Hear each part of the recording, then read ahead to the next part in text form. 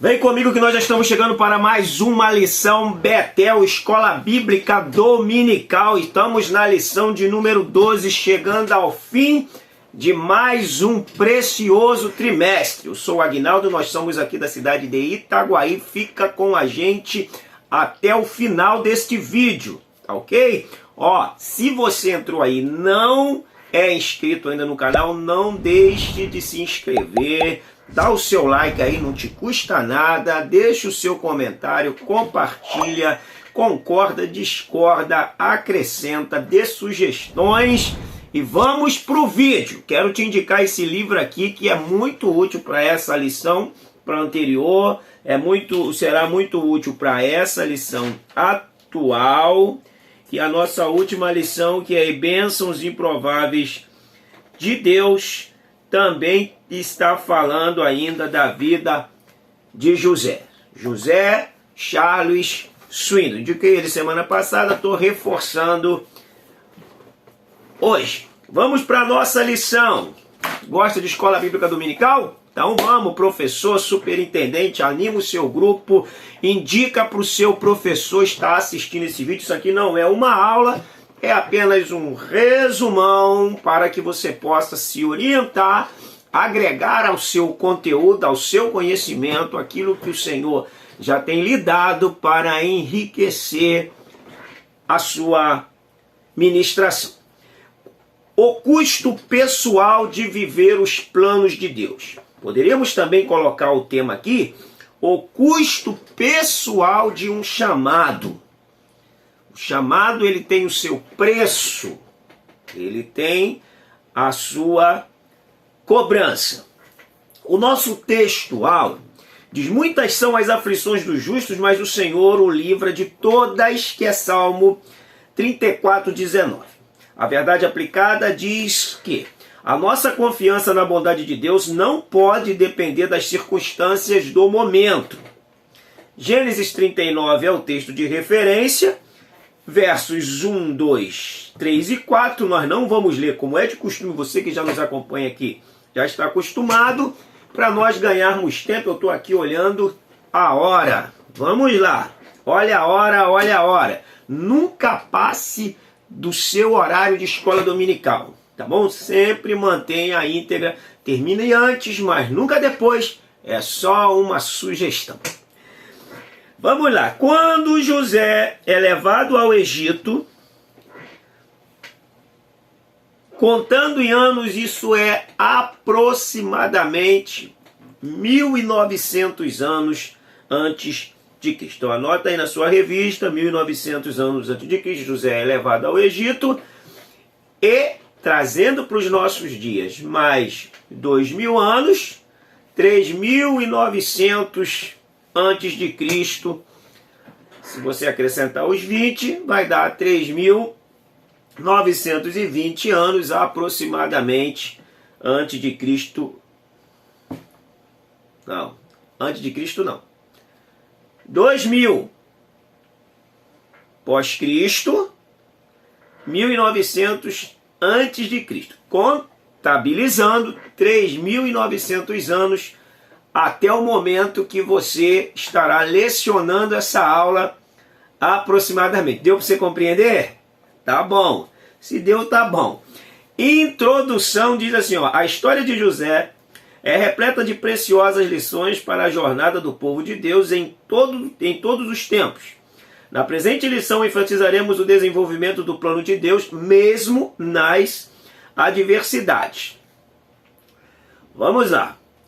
E oposições. A firmeza e a integridade de José, mesmo quando tudo parecia estar dando errado, é a ação poderosa e soberana de Deus em favor do seu povo. Bom, para a gente ler, para a gente começar no tópico 1, é importante a gente ler o 39:2, porque é fundamental compreendermos isso. Olha o que diz. 39:2. E o Senhor estava com José, e foi varão próspero, e estava na casa de seu senhor egípcio. Mas a tônica aqui é: e o Senhor estava com José. Até para você trazer uma boa fala, porque lembrando, trazendo a memória à tona, se você não tiver o valor prático da aula, se você não tiver o valor de aplicação, para que o aluno utilize isso, para que o aluno ouça e interprete para a sua vida e traga para a sua vida, a sua aula, quando você concluir, o aluno vai falar assim: e daí? Aonde eu uso esse assunto? Olha só. E o Senhor estava com José. Bom, se o Senhor estava com José, nós esperaríamos, dentro de uma teologia da prosperidade, que nada de mal sobreviesse a José. Mas nós vamos ver que o Senhor estava com José, todavia José foi parar no cárcere. Por quê? Porque fora fiel a Deus, mas o Senhor estava com José. Então o Senhor está conosco, não nos isenta, não nos imuniza, não quer dizer que estamos livres das tentações e das adversidades e de pagar um preço por sermos fiéis a Deus. O custo de viver o plano de Deus, o custo de abraçar o chamado com fidelidade. Vamos aqui então para as circunstâncias adversas não impedem os planos de Deus.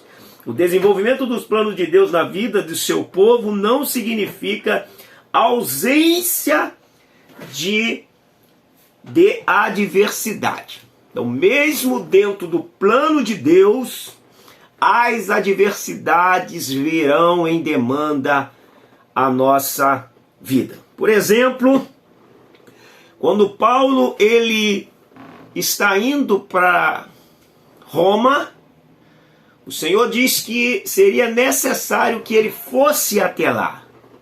Todavia, uma grande tempestade quebra o barco, mas eles chegam e aportam em terra firme. Quando Jesus está em Cafarnaum indo para Gadara, ele fala assim: ó, passaremos para outra margem do lago.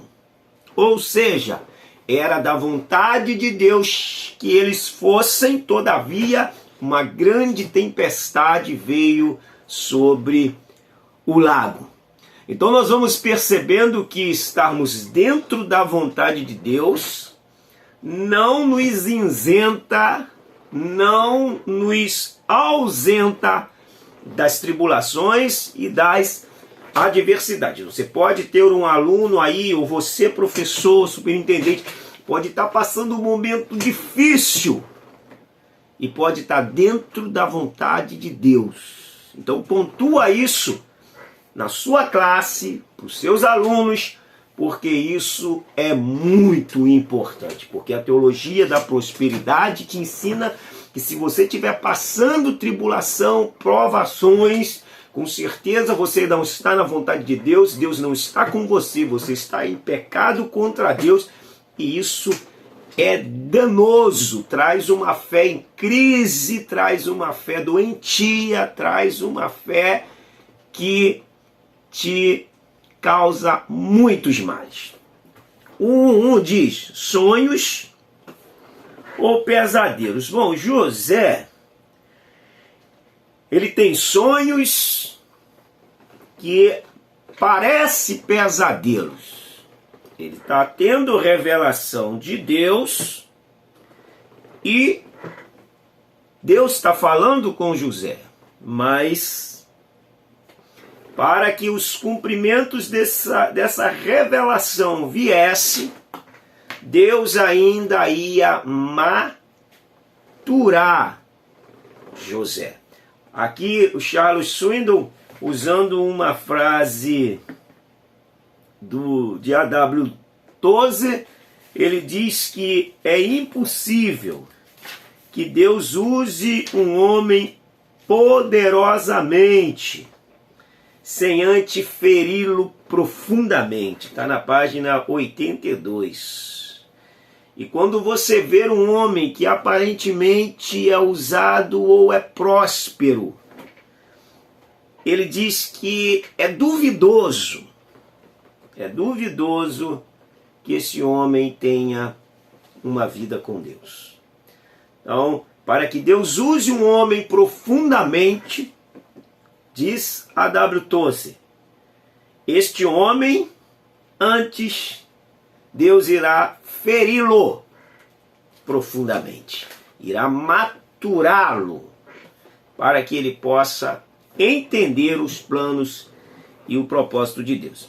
Então José, ele aparece em cena com cerca de 17 anos, né, quando ele dá entrada ali no Egito.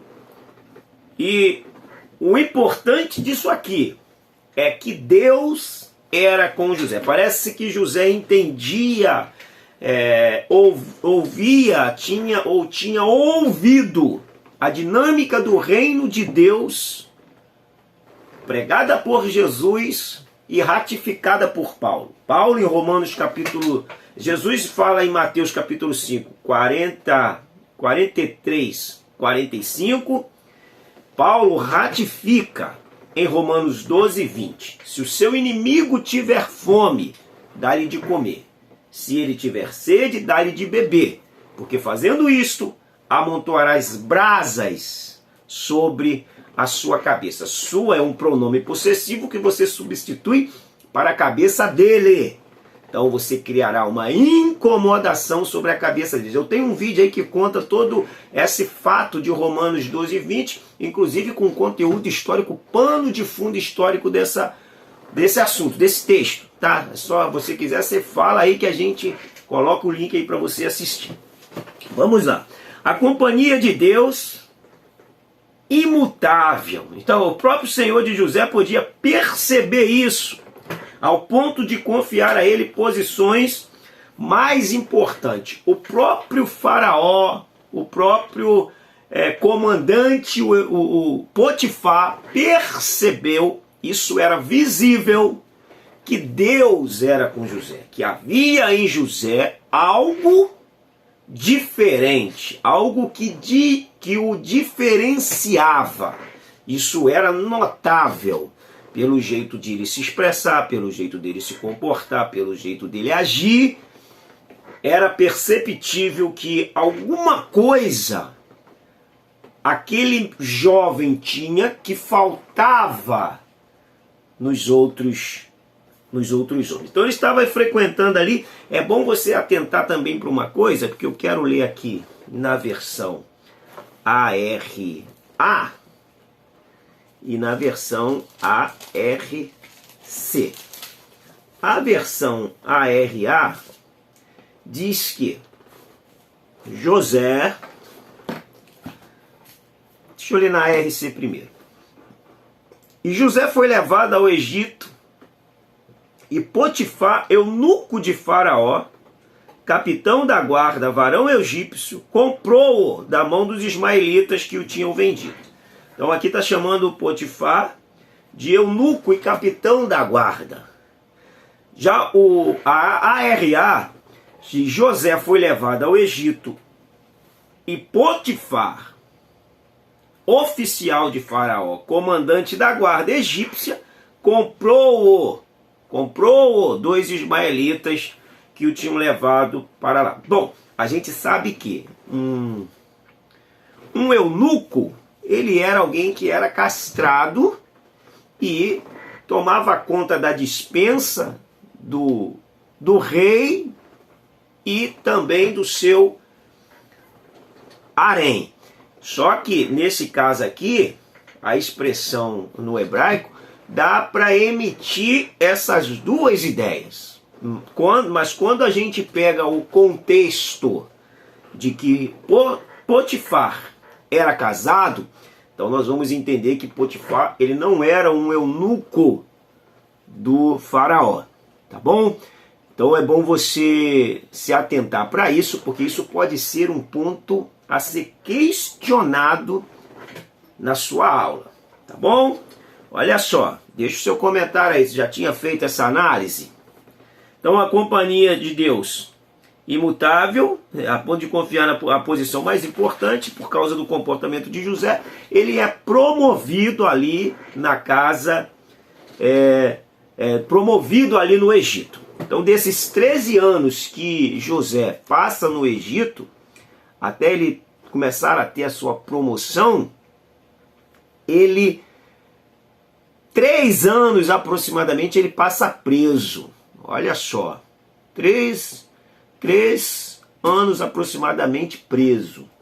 Então 10 anos ele passa em liberdade, 3 ele passa preso, porque quando ele assume, quando ele vai à presença de Faraó, quando ele sai da prisão, ele está com seus 30 anos. Então 17 ele vai, fica 3 preso, 10, o que daria em percentual?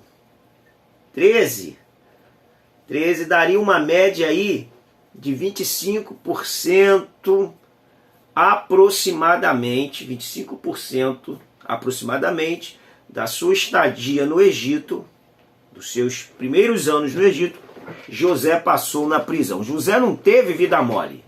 O importante disso tudo era que Deus era com José. E aonde José entrava, havia um diferencial. Inteligência, poder de raciocínio, de comando, poder de liderança, de auxiliar, de ajudar.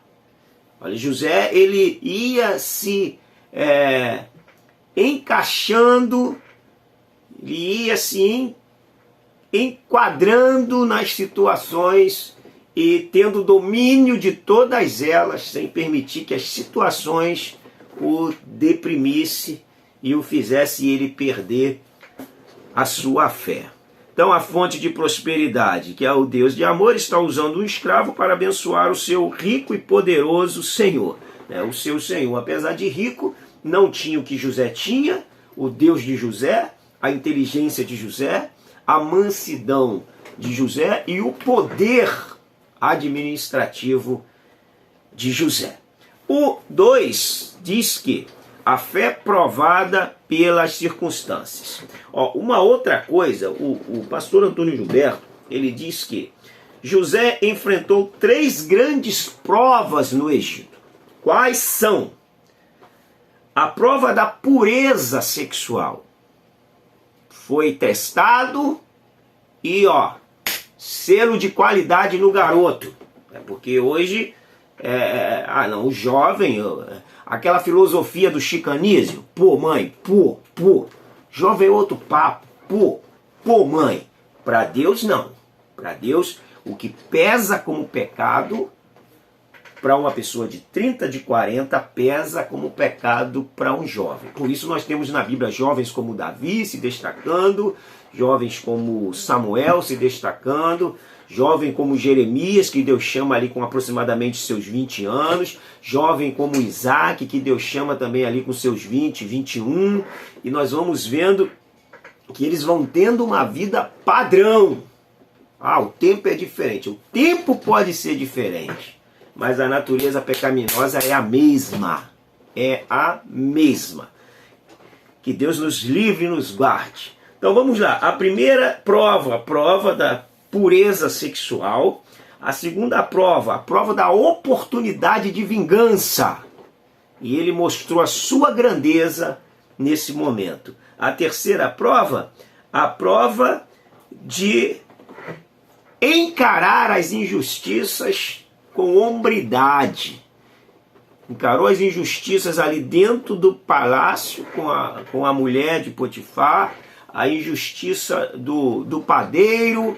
Ele foi encarando, administrando aquilo ali, e mais tarde a injustiça, que quando ele teve a parte, que é a prova aí de poder se vingar. Então, desde a injustiça dos seus irmãos, José foi selo de qualidade no menino. O menino está aprovado, nota 10 para esse moço.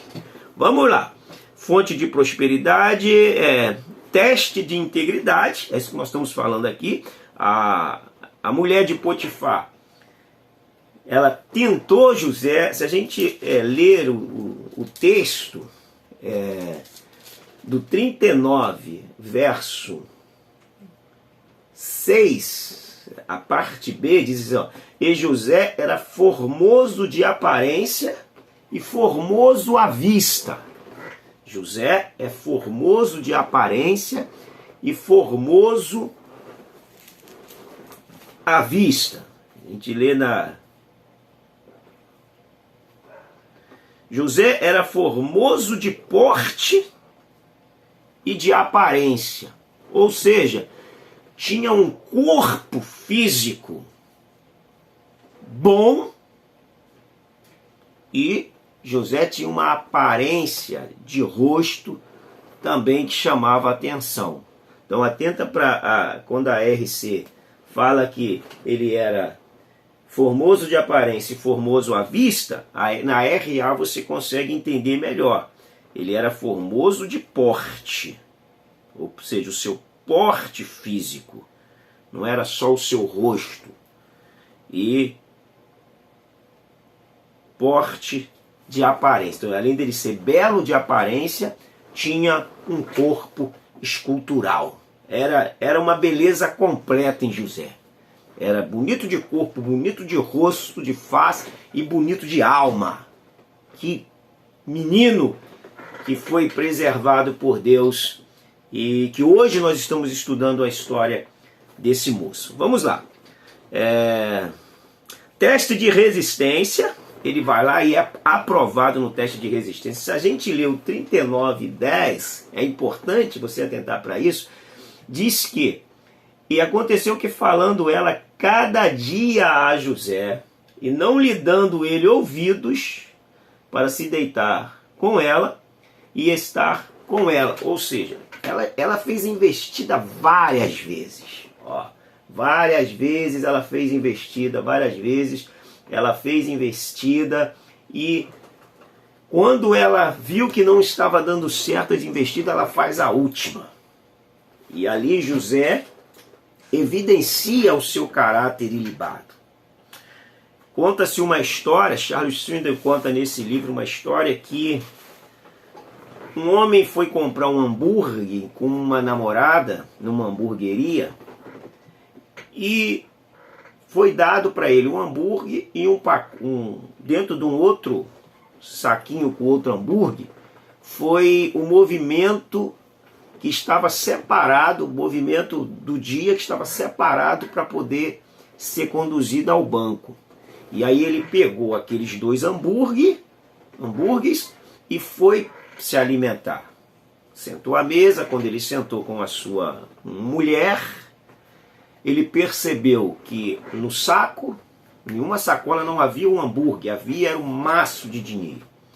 Ele voltou até o balcão e disse assim: eu estou aqui para devolver esse valor porque ele não é meu e eu quero devolvê-lo. Como era muito dinheiro, o dono da hamburgueria falou assim: nossa, isso que você está fazendo é algo digno de nota. É algo que eu preciso, inclusive, chamar a mídia, eu preciso mostrar isso para o país, esse ato tão nobre seu. Aguarda um minuto que eu vou chamar a mídia devido a essa integridade sua. Pelo que o homem disse ao dono da hamburgueria: não, pelo amor de Deus, não chame a mídia, porque a mulher que me acompanha não é a minha esposa. Ou seja, até então ele tinha uma aparência de íntegro, uma aparência de honestidade.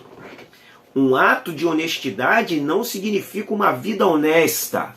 É bom a gente atentar para isso. Um ato de bondade não caracteriza uma pessoa bondosa. Atente para isso, porque a vida de José evidenciava em todo o seu conjunto uma vida nobre e diferenciada. Vamos lá, porque não para aqui o momento. Então ela tenta José várias vezes e José resiste à tentação. Charles Swindoll chega a dizer aqui nesse livro que ela na tentação contra José, a mulher diz para José que Deus não... José fala para ela que ele não pode pecar contra Deus. Havia um deus egípcio ali, é claro que isso é uma história, né? Mas ilustra, mais ou menos, para a gente ter uma noção. O verso 9 diz assim: ninguém é maior do que eu nesta casa, e nenhuma coisa me vedou-se senão a ti, porquanto tu és sua mulher. Como, pois, faria eu este tamanho pecado? E pecaria contra Deus? Olha a mentalidade de José. Pelo que a mulher pegou um pano, jogou em cima do deus egípcio, tampou e disse para José: Deus não está vindo. É mais ou menos assim, é só para a gente ilustrar. Às vezes a gente parece que quer botar uma veda em Deus. Ou quando a gente pensa que estamos botando a veda em Deus, estamos botando na gente sem perceber. É o caso de Judas. Vendeu a sua própria alma achando que estava vendendo a Cristo. A gente pensa que está vedando Deus quando estamos vedando a nós mesmos. É uma lição muito enriquecedora, hein? Olha, e José não peca contra Deus. E aqui dentro, ó, alma lavada. Não tem preço. Teste de força. Teste de força. Tem um outro ponto aqui que eu quero destacar. E também temos um vídeo aí, se você quiser analisar melhor, fala aí no comentário que eu vou botar o link aí, que é Marcos 14:38, que diz: vigiai e orai para que não entreis em tentação. O espírito, na verdade, está pronto, mas a carne é fraca. Aí o autor coloca: Cristo já nos alertou sobre isto. E encontramos na Bíblia várias exortações acerca de atitudes que devemos tomar para vencer as inclinações pecaminosas. Só que aqui, a carne é fraca não é atitude pecaminosa, natureza pecaminosa. A carne é fraca, no contexto dos fatos, está falando da carne cansaço físico. Jesus leva eles para um monte, para orar no Getsemane, e eles dormem. E Jesus volta, acorda, fala: vocês não conseguem orar nenhuma hora comigo, volta para orar, volta, eles estão dormindo de novo. A carne ali é que eles estavam cansados ao extremo. Então isso não tem nada a ver com natureza pecaminosa. Atenta para esse ponto. Se você quiser, dê uma explicação na sua aula, mas não use o texto de forma indevida. Não use o texto de forma incorreta. Seja fiel ao texto. Porque a vida toda, quem sabe você já aprendeu assim, que a carne é fraca, do texto é o pecado. Se foi assim, comentáriozinho aí, tá bom? Pra gente trazer uma tônica legal desse assunto. Vamos aqui para o 3. E andar em espírito é andar na palavra. É meditar na palavra. É comer a palavra, não tem outro meio. Semeadura e colheita.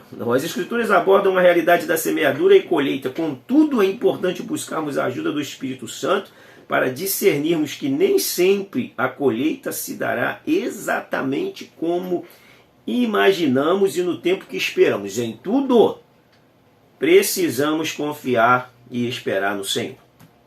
Paciência. Frutos amargos da integridade. Quando Deus está te forjando para coisas grandes, é assim mesmo. Não se espere grandezas de uma pessoa que, apesar de estar num cargo grande, é pequena de alma. Não se espera a grandeza de uma pessoa que, apesar de estar num cargo grande, tem a alma doente. Se espera a grandeza de alguém que, apesar de ocupar algo grande, é grande no seu interior. Então é importante também a gente saber desse posicionamento. Então, frutos amargos, se engana aquele que pensa que ser íntegro não lhe trará dores, e que toda fidelidade renderá recompensas maravilhosas. Nem toda vitória no teste da integridade traz um prêmio imediato. Às vezes vai maturando devagarinho. Vamos lá. A mulher de Potifar, sentindo-se rejeitada e frustrada, quer a morte de José com a acusação de um abuso. O Senhor estava com José. Vamos lá. O Senhor, porém, ó o verso 21, depois de tudo que acontece, o 20, e o Senhor de José o tomou e o entregou na casa do cárcere, no lugar onde os presos do rei estavam presos. Assim esteve ali na casa do cárcere. Olha o 21. E o Senhor, porém, estava com José, e estendeu sobre ele a sua benignidade, e deu-lhe graça aos olhos do carcereiro mor. Meu Deus do céu. O que é tentar parar um homem que Deus é com ele, colocou a mão sobre ele, e ele vai prosperar onde ele chegar? Abraão foi a mesma coisa. Olhou as campinas do Jordão, eu quero ir para lá. Lá tá bem bonitão. Então Abraão falou, vai com Deus. Eu vou para lá pro deserto. Você pode ir para o local bonitão. Se for fora da direção de Deus, esse local bonitão vai virar deserto. Explica isso para a sua turma, porque essas pessoas ficam brigando por poder e por locais mais bonitos. Você pode ir pro deserto. Se Deus é contigo, aquele deserto será um local próspero. Porque o Senhor é que faz a diferença. Glória a Deus. Servindo aos homens como ao Senhor. E José, ele servia aos homens como se estivesse servindo ao Senhor. Com amor, com dedicação, com delicadeza, com postura, com grandeza de alma. E isso trazia muito incômodo. E eles viam em José algo que não via, ou que nunca havia visto em outro ser humano. Então José vai servindo ao Senhor. Se você ler o 23, e o carcereiro mor não teve cuidado de nenhuma coisa que estava na mão dele, porquanto o Senhor estava com ele. Olha só, o Senhor estava com ele. E tudo o que ele fazia, o Senhor prosperava, o Senhor autenticava. Que coisa linda. Que Deus seja conosco também, em tudo que colocarmos as nossas mãos. A visão espiritual da tribulação. 3:3 para nós fecharmos a nossa aula. As coisas parecem que vão piorando para José. Ele recebe as revelações de Deus em sonhos, e isso o fez ser odiado pelos irmãos a ponto de ser vendido como escravo. Servindo como escravo na casa de Potifar, por causa da sua integridade, foi encarcerado como prisioneiro numa masmorra por vários anos. Aproximadamente 3 anos José ficou preso. Além disso, por estar preso, é que seus dons de interpretações serão descobertos. Toda dificuldade revela uma oportunidade. Toda dificuldade revela algo positivo quando há uma direção de Deus, há um propósito de Deus, e nós estamos encaixados dentro desse projeto. Jó 42 diz que eu bem sei que tudo podes e que nenhum dos seus planos eles podem ser impedidos. Vamos aqui para nós fecharmos. Os homens sonham, mas Deus nunca dorme. Os homens sonham, mas o Deus que fala por sonho faz acontecer aquilo que ele falou. Se Deus falar, descansa. Se o homem falar, não se iluda. Se preocupe.